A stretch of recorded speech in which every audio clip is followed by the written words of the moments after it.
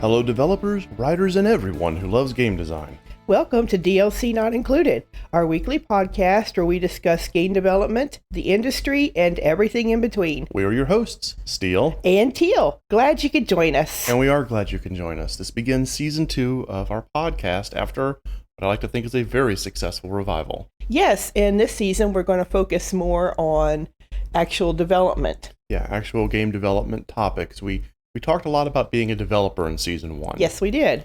Now we're going to talk about actual developing. Yes, developing and your what's in your toolkit and discussing different skill sets, etc. Etc., etc., etc. As usual, if you are watching us live, get ready to ask questions later on. I'm going to go ahead while Teal is talking at some point, just to make sure all the little parts are in order.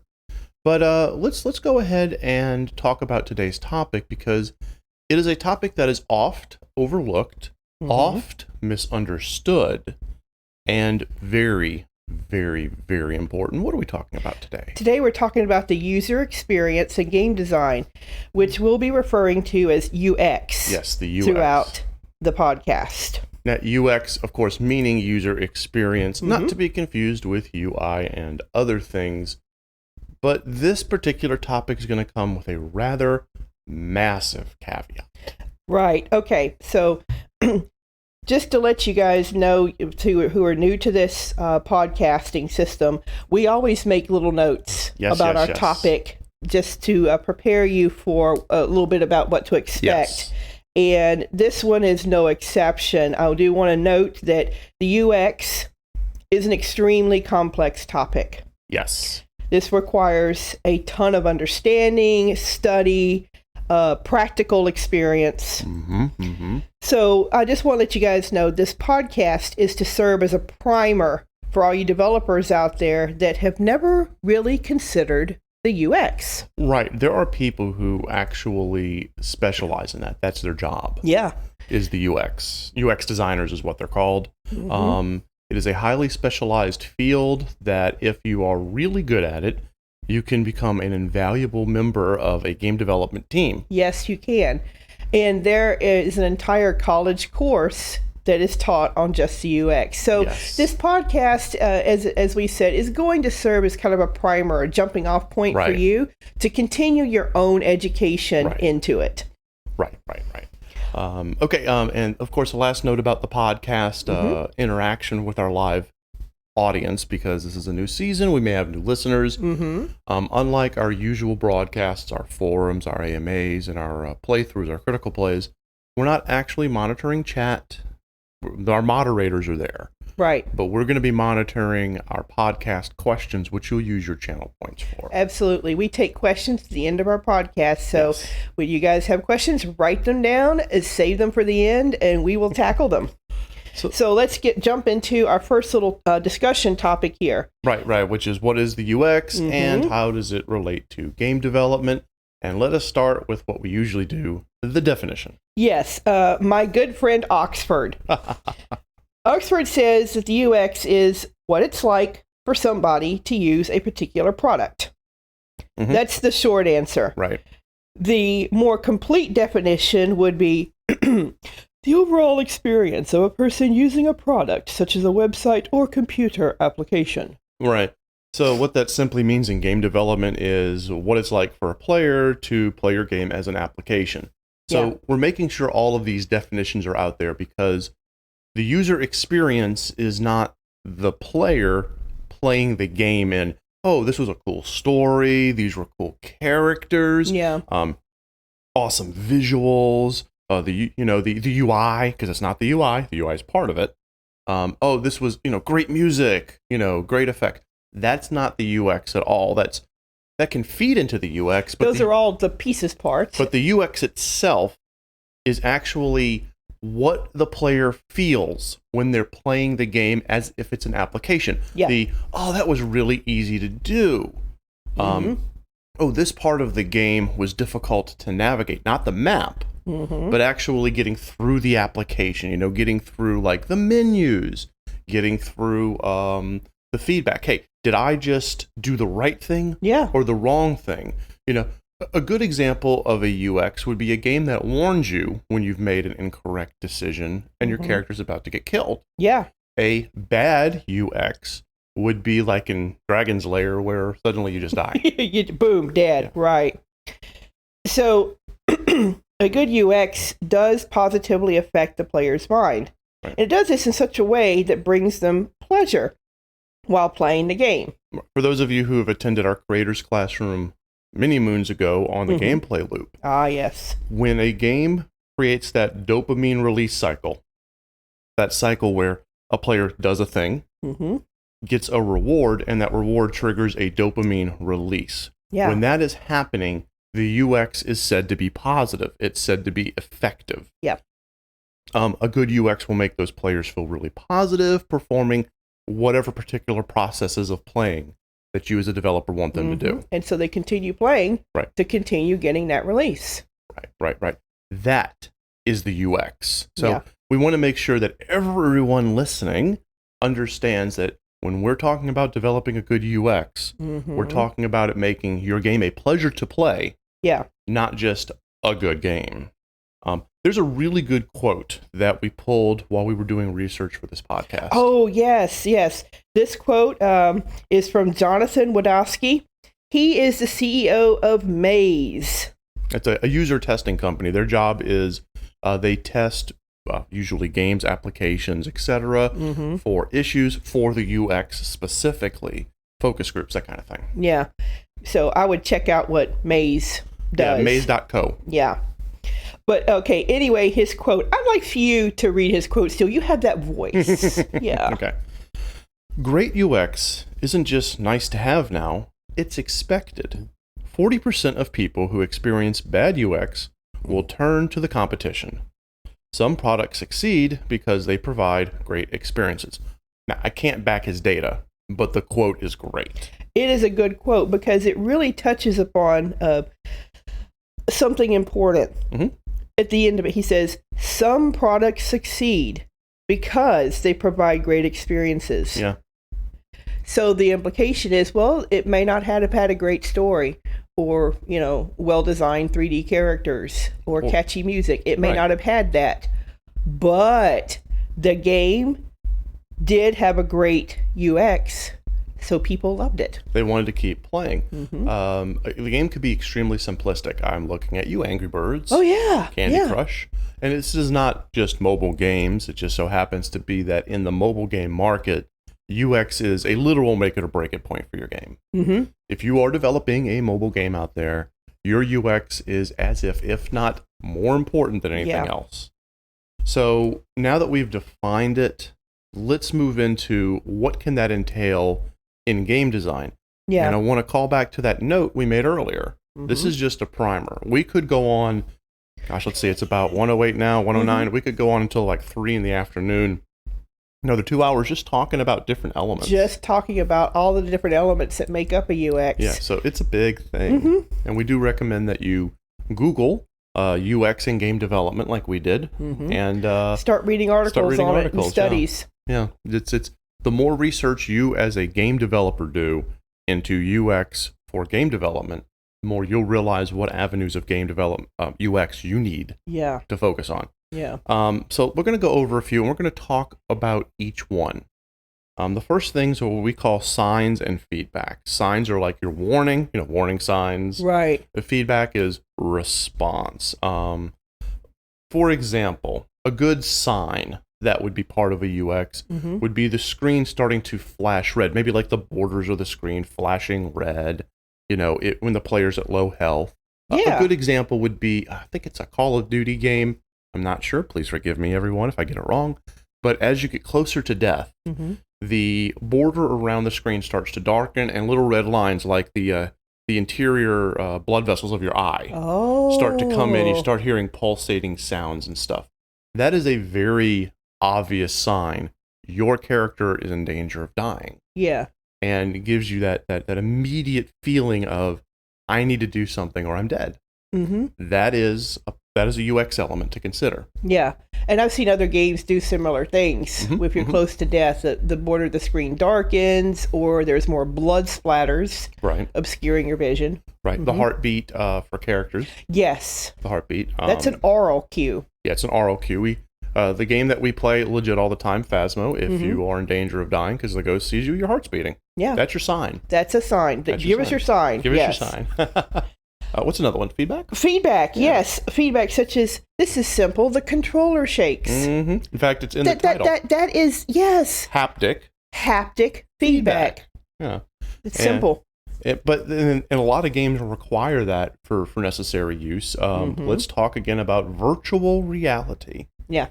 Those virtual reality, those controllers, whether you're using Oculus, the Vive, doesn't matter what your headset is, a lot of times your controller's shaking because you're inside that virtual environment.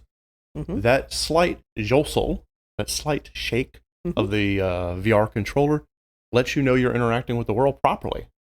That's creating right. that haptic feedback. And if you're not in VR and you're playing on your PS4, PS5, if you got a PS5, let me know why. I want one. But seriously, if you have that controller, you're going to have that little shake, and it helps. It does. But it's not just tactile haptic feedback. No, because PC games, you're not going to have your whole keyboard shaking. So different feedback for non-haptic. Yeah, oral feedback. The infamous ding every time you get a coin in Super Mario Brothers. Exactly. Yeah, ding. Yeah. You know when you got a coin, you know when that impossible leap that just killed Yoshi got you a coin because you hear the ding ding. So those are two things to consider. A sign, which is a warning, and feedback, which is a response. Speaking of feedback. The visual feedback. Oh, yeah. Visual feedback from player actions. Right. Or to prepare player reaction. Yes. We have things like markers, which would be like enemies who are about to attack Flash. That's a good example. That's a good one. There's also the little tells prior to an enemy's attack. The Souls games do this really well because the Souls games require you to have expert timing in everything, Bloodborne especially. Yeah. So the enemies, when they're about to attack, like an enemy will swing back, an enemy will get lower. You know, little actions that a creature of that or person of that particular frame, whether it be a humanoid, quadruped, it doesn't matter. They'll do something that's like swinging their sword back. I'm about to attack you. Yeah. That is a marker. That is some sort of tell that lets the player know an action is about to occur. And I thought of something else. Let's say you're programming in a 2D engine. Okay. I'll just say RPG Maker. And a good visual feedback, a marker, would be the exclamation point appearing above a character's head. There you go. Ding! That right there is a visual marker. Okay, there's something important happening right there. One of the most iconic visual and oral markers in game development, in game history, is the infamous exclamation point followed by above an enemy's head in a Metal Gear Solid game right before it goes into combat mode. Absolutely. You have that split second in which that appears before all hell breaks loose to react. Yeah. That is a marker. Yes, it is. What's another good visual feedback? Another good feedback piece. Actually, you only think about this during making certain games, but honestly, every game should include pride moments. And a pride moment, what's a good example of that? Bullet time. Slowing down to make your powerful blow. Yeah. Just, ooh, I mean, I love that. I love the Arkham series of Batman games. Yeah. You know when your combat just ended because Batman, goes into that last punch or that last batarang in slow motion. Yes, it's slow motion. And then the enemy falls back and Batman Gorgeous. And then he just flips his cape back and keeps going. But that's that pride moment. Yes. Where you can, as the player, puff your chest out and go, that was me. Yeah. But absolutely. It's part of the UX. The player now knows I did an awesome. Hooray for me. Yeah. So, honestly, that can lead into our next little point is the emotion.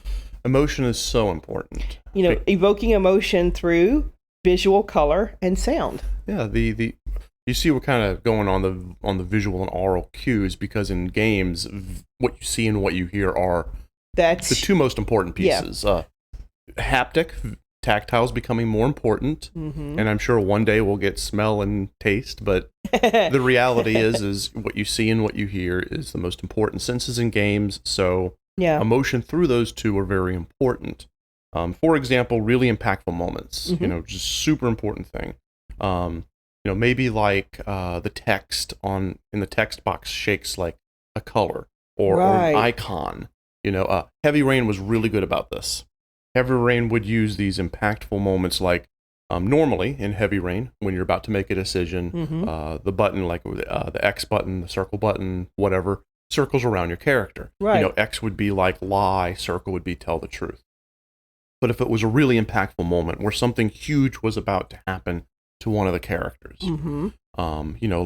press this button to continue. I think when Ethan was about to cut his finger off. Yes, he was about to cut his finger. Yeah. Like the X, cut, and then the triangle don't cut would literally be shaking around just to show, Ethan's inner nervousness. Yeah. That right there is a great example of using a visual to convey emotion, because you're like, the whole time you're as nervous as he is, because you're about to mutilate your character. Yeah. In a very painful way. In a very painful way. It's a very, very painful scene. And Immersion too, wouldn't you say? Yes, Immersion.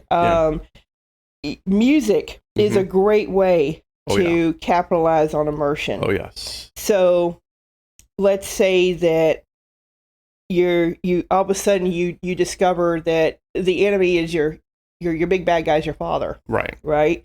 You're going to have a shift in music. Oh yes. You're about to have this the infamous "I am your father" moment. Yes. That's from a movie and not a game, but the same concept is there. It's been used in games at this point. Yeah. And it's when that swell, that dun dun na na na, I am your father moment. Yeah. So the music accompanied the vocal.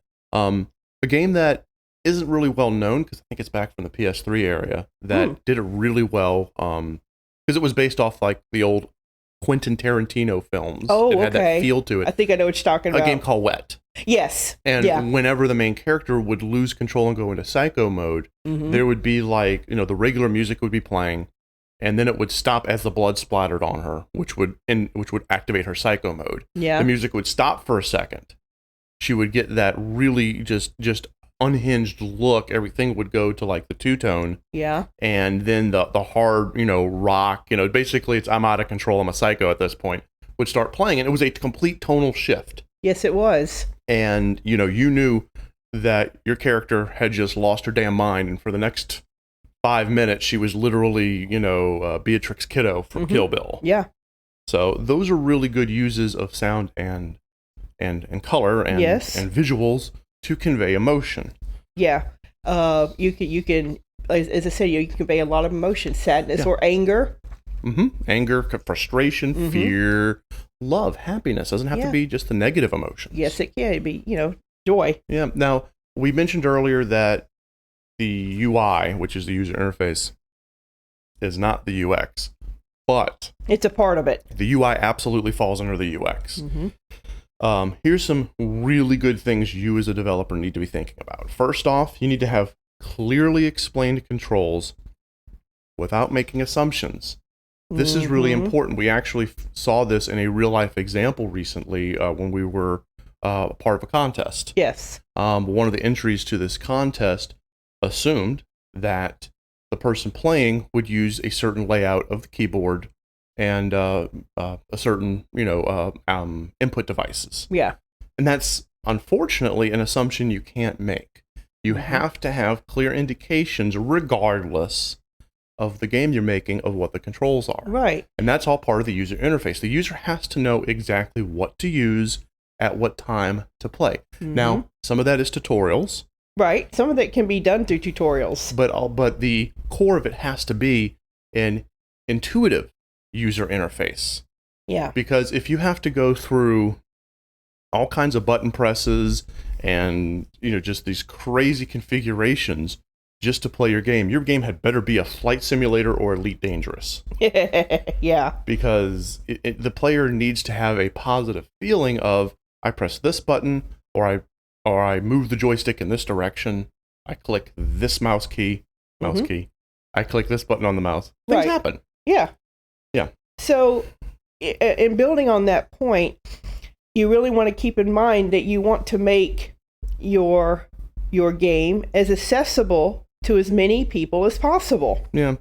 We're going to talk a little bit more about that when we get down to best practices, but it really has to be. And that goes back into what we just talked about, making it intuitive. Yes. You know, if your player has to go through like 12 menus to get to one function, you might need to rethink your UX. And no, you're not edgy if you make your PC players use a key combination of move other than WASD. Yeah, it's... WASD has become the standard. WASD, arrows, specifically in RPG Maker games, arrows, but WASD and arrows, those are the two tried and true. Yes. Those are the two tried and true. It just, don't assume anything. Yeah. But at the same time, don't try to be that guy who does something completely off the rails. We give a lot of guff to Bethesda, but I will say this. Skyrim's UI, by default, is extremely good. Yes, it is. Sky UI mod is 1,000 times better, but you know where to go in the Skyrim UI to find an item, to find a piece of armor to put on, to change a weapon from left hand to right hand, to equip a spell. You know where to go. So that user interface is really accessible and really intuitive. And finally, let's talk about how you got to understand your navigational needs. Yes. Oh, Lordy, yes. What do I find what I need at that moment? Going back to Skyrim, if I need to equip a weapon in Skyrim, I know exactly where to go. If I need to equip something in Fallout 4, I know exactly where to go in my Pip-Boy. Yeah. Now, if I need to look up which of the gods that I'm following at the time, I know where to go. Right. And that is a good user experience. Bethesda open world games, for the most part, have a very positive user experience. And to kind of go on that with the user interface also should fit your game visually. Yes. For example, the Pip-Boy. The Pip-Boy. The Pip-Boy. You cannot get a better user interface that looks and feels like the game more than the Pip-Boy from Fallout 4. Yeah. Fallout 3, New Vegas, awesome stuff. Man, but when Nader Nor brings that sucker up to their face in 4, and that's your menu, you feel like you're part of the game. It's the experience. Yeah. I have, on more than one occasion, seen Teal just kind of pause there on the Pip-Boy menu for a minute or two while she's taking her notes, and very satisfyingly watching as the character messes with the nozzles and the nozzles. Buttons. Knobs. Yeah, knobs. So yeah, those are all positive. And this comes down to the user emotion. Yes, it all culminates into the emotion that you want to evoke in your players. So if you recall from our season 1, as part of your toolkit, you can use color theory, visual themes, audio cues. You can use all that to make the player want to play more of your game. Because at the end of the day, a good UX will make the player want to continue to play your game. And that's what you as a developer want. Yeah. If the player's experience is not good, they're not going to play your game. Yeah. They're going to go do something else. That quote earlier, they're going to go to your competition. However, if the user is having a good experience, if they feel emotionally good playing your game, they're more apt to play your game. Absolutely. Even if your game isn't fantastic. Exactly. So let's now go to those best practices. Yes, best practices for UX design. Right. First and foremost, guys, please research your target audience. I literally feel like we should preface every single thing we ever give advice for. Do your research first. Do your research. Really, that should be like the Studio Blue mantra is do your research first, because you need to know the target audience, the demographic. You need to know who's going to be playing your game. Yeah. And it's a lot of work to find out all of that. You really need to delve deep. You can't just assume just because you make a game in an engine that people in that community are going to play it. Right. You can't assume that just because you make games of a certain genre, that players of that genre are going to play it. You need, and this is everything, not just UX, you need to research your target audience. Yeah, I like to give a few examples. Okay, go These for are it. just very simple, but can your players read? That's important. Yeah. What if you're marketing to someone really young or someone with some type of disability? Right. Maybe even visual impairment. So, yeah, you know, I need to preface that and say visual impairment does not mean you can't read. It means you can't read words on a screen very well. Because Braille's a thing. Yeah. So, research. Can your player base read? What if color blindness? Colorblind. Yeah, color blindness. And not just impairments. Research, does your audience want to play the game for long stretches of time? Or is it just short sprints? Yeah. Because if you're marketing your epic RPG to casual audiences who just want to play for 5 minutes at a time, 10 minutes at a time, your game's going to fail. Yeah.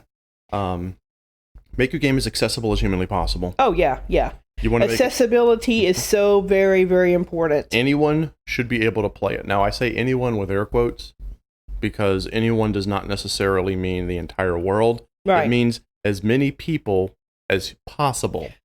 Right. Not in your target audience and in your sub-target audience, because you're going to think of your target audience as a small circle. And then you have your sub-targets, which is a concentric rings branching out from your small circle. 100,000%. For example, you want to use and you want to sync your audio and your oral cues. Yes. Visual audio. Good gosh. Let me try that again. You need to be able to sync your visual and oral cues. Yeah. Moving in your menu should make some kind of a sound. Confirming something should sound different than canceling. Yeah. Those are just examples, but you want to sync the two together. The exclamation point Metal Gear Solid is a fantastic example of syncing the two. Right, and so a person can always tell it's so very jankingly obvious when the two are not synced. Yes. And that takes you right out of the UX. 1,000%. Now, this next one is so overlooked, but is super important because color blindness is a thing that a lot more people have than you think exactly. About. Use some kind of an icon. Yeah. Icons. Instead of just a color change. Like, for example, instead of just confirm being green and cancel being red, have confirm be like a check mark, like maybe a little circle with a check in it, and cancel be a little circle with an X. Super, super important, but it makes it just so much easier. I don't want to say 1,000%, but just so much easier. It's easier, and it's now accessible to a percentage of the population. Yes, and also for people who may not be able to quickly equate color to something, they can immediately equate check or X to yes or no. Another example you could do is high contrast colors. I know we just went off of color blindness, but for people who can detect color, high contrast colors for important UI elements. And high contrast colors for emotion invoking. When you're looking at a text box and it's white text and suddenly they're going to say something really, really important that the player needs to understand, that UX can benefit from having that text be like a red, a bright shaky red. There you go. There you go. That. Yeah. Right there. So that's really important. And when it comes down to accessibility, you cannot do too much. No, you can't. I have another example, the high contrast. So your game's in color and you're going around doing stuff. Yeah. All of a sudden, something crazy bizarre happens and boom, your screen goes to black and white. Oh, wow. Yeah. It just goes into what's referred to as the levels, where it's various versions of black and white. Yeah, that would be a good one. The negative. Yes, the negative to accent a point. A character's world is turned upside down. The game goes negative. Invert the colors for a second. Things like that are just things that, now that's not the same as user accessibility, but it does create an emotional moment in which the player feels the desire to continue. Yeah. Only use a few layers of UI. Oh, I know we just skipped from accessibility to UI, but got to get this out while we can think a word. Literally, man, UIs that go more than what we'd say about 2, 3. Yeah, 3? please don't go more than 3 layers deep into something. Too deep. Yeah. Too deep. My biggest complaint with for those of you who are listening, we do play RPG Maker games. Mm-hmm. We are part of that community. There are a couple of plugins that actually put you about 4 or so layers into a UI. That's a bit too much, mate. Yeah, I don't want to be shuffling through menu after menu after sub menu after sub menu. That takes me right out of it, and I'm not the only one who feels that way. Yeah. So our recommendation, and this is not a 100%, if you do this wrong, your game's going to fail, but we like to consider keeping it about 3 layers deep, no more. No more than 3. Consider in-game navigation. Just in-game navigation to be where the player, just think of it like this. Okay. Your player is constantly looking to quit. That's not the case. But if you as a UX designer think about that, your player is looking for a reason to say this is too hard for me to play, I quit. So design every element of your in-game navigation, every element of your UI navigation, all of that with the highly pessimistic assumption that the user is trying to quit your game. Right. Again, that's way over the top exaggeration, but it will help. Yeah, so please, in-game navigation has been a hot button for me in recent years because people have this inordinate need to experiment unsuccessfully on this. If you have to do something different, run it by your focus group a lot and ask them questions about it. Don't just have this really cool, neat thing that could piss everybody off without first running it past your testers, your focus group, etc., and seeing what they have to say. So, but we need to start from the very beginning. Okay. So we're going to dial all the way back. Okay, just dial all the way back to when you first load up that game. Create an engaging title screen.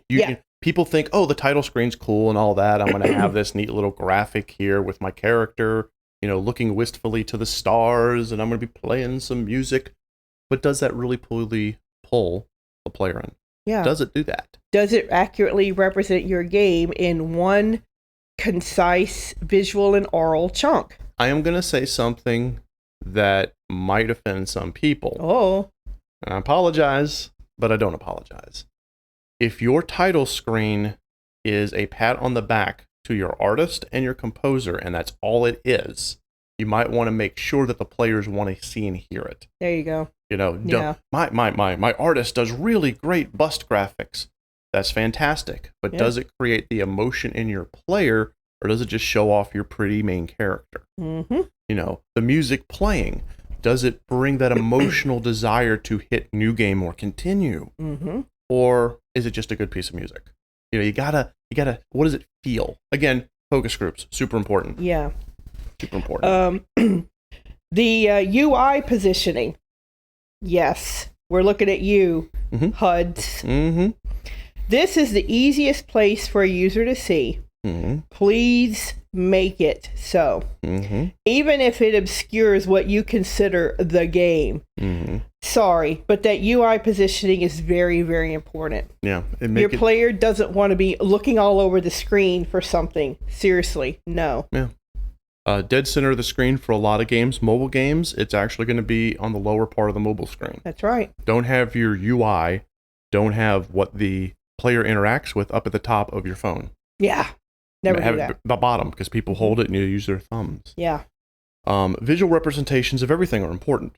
Everything gets a sprite. Everything gets a model. Everything gets an icon. Absolutely. All of it. Even if it's a sparkling star. Put it in. Yeah. For example, if a character reaches into their pocket and pulls out anything that's bigger than fitting in the palm of their hand, and hands it over to someone else, show that. Have a little sparkle. Have it sparkle or glow. Call attention to this. Right. Because the player wants to feel like they're playing the game, that the game is that they're a part of this game's world. Yes. Not just that they're watching a bunch of sprites do whatever. So that's important too. If your game has pop-ups.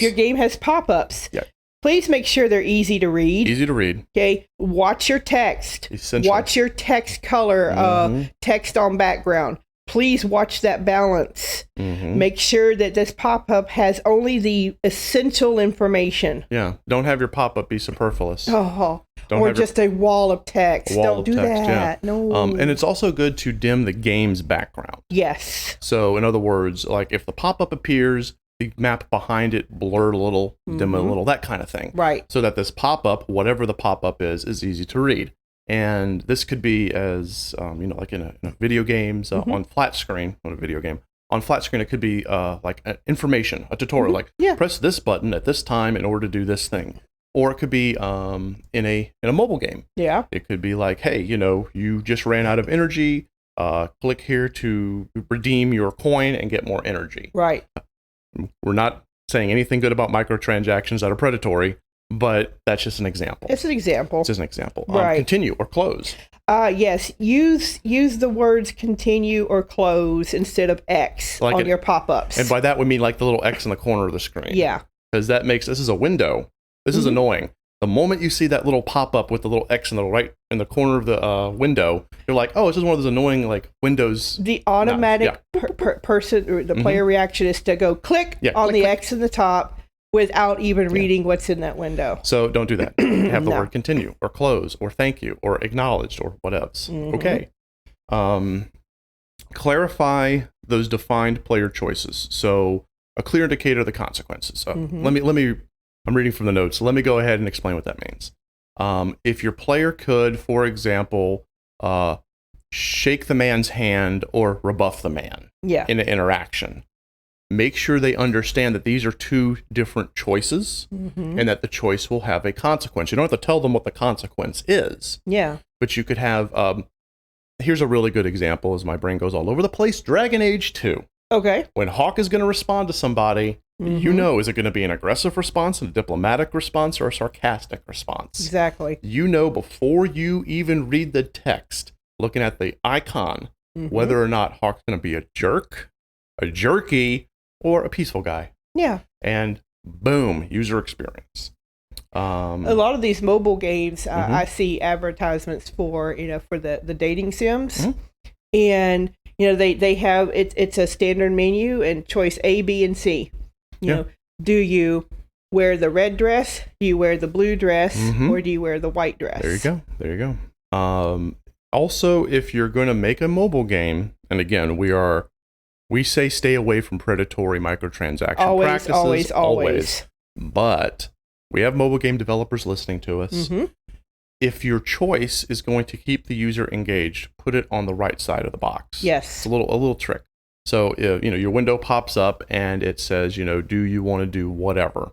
The one that will continue them playing and keeping them engaged will be on the right. The one that will pull them out will be on the left. So they have to put in not everyone, but more people have to put in the effort to back out than to confirm. Yeah. A little trick I learned while researching this one. Research. Research is important. You always want to reward your players for taking their time to read or engage. Yes, your game, yes. Okay. Whether it be a dialogue choice, reading lore material, or even watching an in-game ad. Yeah. Have a reward. We talked about that very heavily in our first season on the episode of monetization. A good way to monetize a game is an in-game ad. Yes. It takes a couple of seconds. It doesn't require them to potentially do something that will cost them money. And it helps you monetize your game, ethically speaking. So give them a reward for that. Yes. And so one of the mobile games I like to play is a color game. And a lot of times, sometimes I just can't find the little tiny spot on this large picture where a color should go. Right. So they have little light bulb hints in the corner. In order to get more light bulb hints, you watch an in-game ad. That's right. Yeah, that's simple. So there's a reward that helps you monetize your game, but the player feels good doing it. Yeah. So anytime that the player needs to read or engage, aka stop playing and start reading, give them something. Yeah, please. Give them something good. A reward. Request for their feedback. Always request player feedback. Yes. Live on it. That could be like in-game. Mobile games do this all the time. I hate it because it often gets in the way of me playing, so I just go ahead and get it out of the way. which is exactly what the damn developers want me to do. I fall for it all the time. I'm playing my mobile game and suddenly it pops up. Do you love this game? Yes or no? Yeah. You say yes. Why, thank you. Please give us a review and a rating. No. Oh, what could we do to make our game better? There's no get back to playing steel. And while you don't want to harangue your player, while you don't want to annoy your player because they'll just stop playing, while you don't want to piss your player off or punish them, you do want to solicit their feedback. Yes. So some kind of in-game solicitation is good, or a link to a review site or whatever. Now, do not punish your player if they don't give your game a high ranking. That is ugly. Yes, it is. So no matter what the player says, they continue to play as normal with no reward, no penalty. Yeah. But That's solicit feedback. Solicit feedback. And always give your player feedback on using your game, on navigating. Yeah. Navigating the interface, any of this. Yeah. Make sure they understand that if they're going to do something right or if they're doing something wrong. You're teaching them. You're rewarding. We talked earlier about some kind of visual cue, some kind of warning that they're about to die. They'll learn that doing this puts them at risk. Yeah. And, or, hey, doing this brings me a reward. This is going more into game development outside of the UX, but it's still a part of the UX. It's part of it. Because if the player isn't receiving feedback from your game, they're not going to know how to play your game. They're going to get confused, and they're not going to want to play your game. Yes. The UI, map information, battle information. We could go literally on the rest of the morning. All the elements, all these elements that make up a user experience. Super, super important. Every element needs to have feedback. If you're looking at, when you're designing your game, if you are a UX designer, look at how each part of that game can provide some kind of feedback to your player so they will know where they're at. Yeah. And with that will come that dopamine rush. Yeah. That's part of the gameplay loop. So there it is. So we're going to go ahead and open up our questions now. It's time to take questions from our live audience. Absolutely. If you've been watching, please remember to use the podcast question feature in our chat. It'll pop up on our big screen here, and we'll be able to answer it. Yeah. And, hopefully you guys will hit us with some real good questions. Meanwhile, I'll take a sip of my delicious cocoa. Oh, yeah. I had some great coffee. But we wanted to start with UX because this is one of those topics that, again, it's often understated as to how important it is, but it's also very often misunderstood. So many people will think that the UX is just a feedback and that's it. It's like, oh, my screen flashes this way, or it's part of the user interface or something. Yeah, a lot of folks do get UX and UI confused. Oh, yeah. And their UI is a element of UX. What we mentioned at the beginning of this podcast is the most important thing. The UX needs to invoke that dopamine rush, that moment of, that's a good feeling. I enjoyed playing that. That risk-reward feeling of, that's why the Souls games are so popular, by the way. Yeah. The Souls games are so popular. One, they're awesome, but two, you do feel that surge of, I did something. And also, the UX is a huge component to immersion. Oh, gosh, yes. People play your game. We want to be immersed in your game. Right. We want to feel like we just dropped into your world. Yeah. And it's important that the player get that feeling of, this is a fun game to play. I enjoyed the act of playing it. Yeah. And that's what you, as the game developer and the UX designer, that's what you need to approach this topic as. Yeah. Not so much, does this game have a good story? Does it have nice maps? Is it well designed? All that's important. But when you're looking at it from a UX level, it's got to be, will the player go, I'm enjoying the act of playing this game? If you can get them to say yes, then you've succeeded. You've succeeded. And your game, even if it's not the world's greatest designed game overall, is still going to succeed. Yeah, it is. It's going to succeed. We'll give it a few more minutes to see if we have any podcast questions. We have people who we know personally who are looking into getting into UX, and they're having to learn the psychology of all of this. So, hopefully they'll hear this podcast, etc., and they will start pushing themselves forward. Because we need good UX designers. I mentioned earlier that this is one of those topics that if you are really good at UX design, you're going to be able to get a job really easily. High demand. High demand. It's a high demand field. Yes, it is. It is. Subfield. Yeah. So if you're going to become a developer and you want to make yourself very marketable, get into UX design. Yeah. All right. I'm not seeing that we have any podcast questions, so it looks like now is a good time to start shutting things down. As I mentioned at the height of this podcast, Season 2 is specifically about game development. We had Season 1 was being a developer. This one is about development. So we're going to be going over topics like the UX, particle systems, level design, that sort of thing. Like that, yeah. Right. Well, we're going to be tackling from a helicopter overview down to minutia where necessary on these topics. So hopefully you guys will continue to enjoy this, whether you're watching us here, YouTube, iTunes, Spotify, etc., iHeartRadio, etc. So I think we're good, honey. Yeah, we're good. All right. Well, we want to thank you, everybody, for joining us, whether you be live or listening to us VOD later on. We're going to go before Teal's allergies kick in and she can't talk. Sorry about that. Sorry about that. I'm feeling the same way. I've been holding that cough back. So join us next time for DLC Not Included. And remember, anyone can give you the key, but you have to go through the door.